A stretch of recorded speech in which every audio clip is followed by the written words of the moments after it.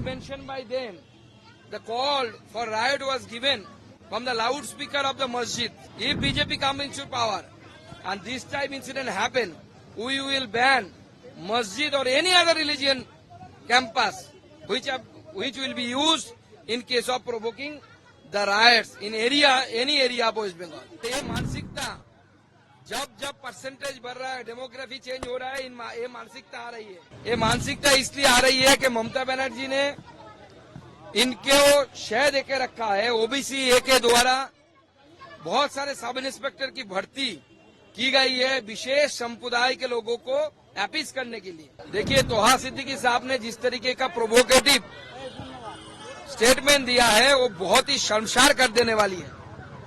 और ये मानसिकता जब परसेंटेज बढ़ रहा है, डेमोग्राफी चेंज हो रहा है, ये मानसिकता आ रही है। और ये मानसिकता इसलिए आ रही है कि ममता बनर्जी ने इनको शय देके रखा है। ओबीसी ए के द्वारा बहुत सारे सब इंस्पेक्टर की भर्ती की गई है विशेष संप्रदाय के लोगों को अपीज करने के लिए। और इसी के कारण मुझे लगता है कि इस बंगाल को बचाने के लिए, because it is the intellectual capital of the country, we have to save it and the BJP rule is the only solution to this.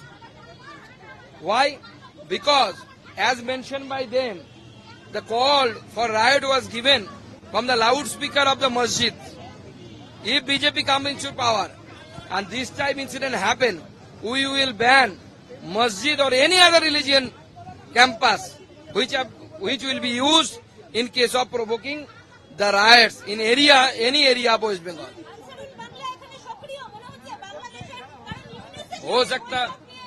हो सकता है अंसारुल बांग्ला से लेकर जमात से लेकर सब यहाँ पे एक्टिव हो सकते हैं। और ममता बनर्जी अलाउ करती है लगातार 5 सालों तक इनकी एक्टिविटी चलाने के लिए। पीएफआई का भी एक्टिविटी मुर्शिदाबाद में थी उस समय, आपको जैसे मैंने बताया।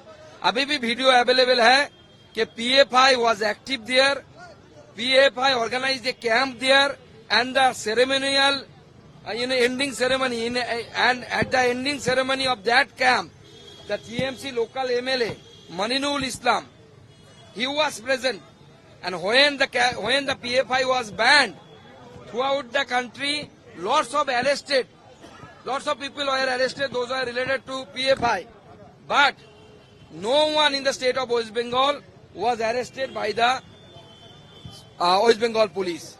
So that's why a indirect indulgence is there from the administration of the state.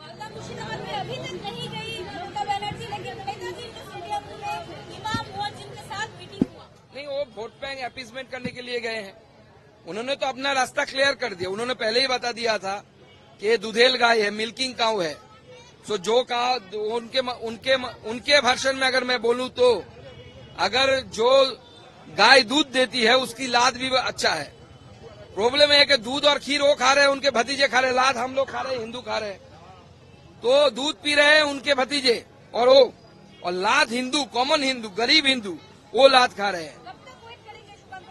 जब तक वो नहीं आएंगे, हमारे पास तो उपाय नहीं है।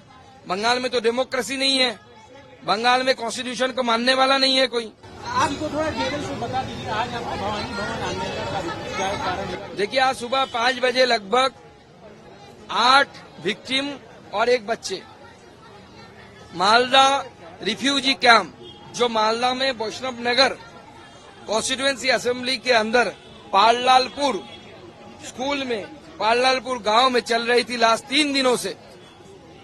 वहां से लोग रवाना होकर कलकत्ता आए हैं। कलकत्ता में बैठकर पूरे पश्चिम बंगाल के लोगों को बताने के लिए कि क्या हुआ था मुर्शिदाबाद में, क्योंकि मुझे लगता है कि अभी भी कलकत्ता के जो इंटेलेक्चुअल पढ़े लिखे लोग हैं उनको पूरा मालूम नहीं कि क्या हुआ था मुर्शिदाबाद में। इसलिए वो लोग आए हैं अपनी आप बीती बताने के लिए। उनके घर लूट लिए गए, उनको मारा पीटा गया, इज्जत लूटने की कोशिश की गई। किसी भी तरीके से वो सेंट्रल फोर्सेस की सहायता से भाग पाए। 2 लोगों को मर्डर कर दिया गया, हरगोविंद दास, चंदन दास, दोनों को मर्डर कर दिया गया। आज इस स्थिति में ये लोग बैठे हुए हैं, हम भी आए हैं कि डीजी के साथ मिलकर ये अपने दुख दर्द सारा कुछ बताएंगे। सीएम तो मिलते नहीं यहाँ पे, सीएम नहीं मिलेंगे, तो इसको हमने डीजी के पास ही आए हैं हम लोग। इन लोगों ने इन्फॉर्म किया, हमने पुलिस के यहाँ पे उपस्थित जितने भी अफसर है, आला अफसर है, सबको हमने इन्फॉर्म किया कि आप डीजी को इन्फॉर्म करिए कि we are here, myself along with the Tapas Roy, senior most, one of the senior most politician of the state, Jagannath Chatterjee, the General Secretary of the party, other leaders also there, along with the victims.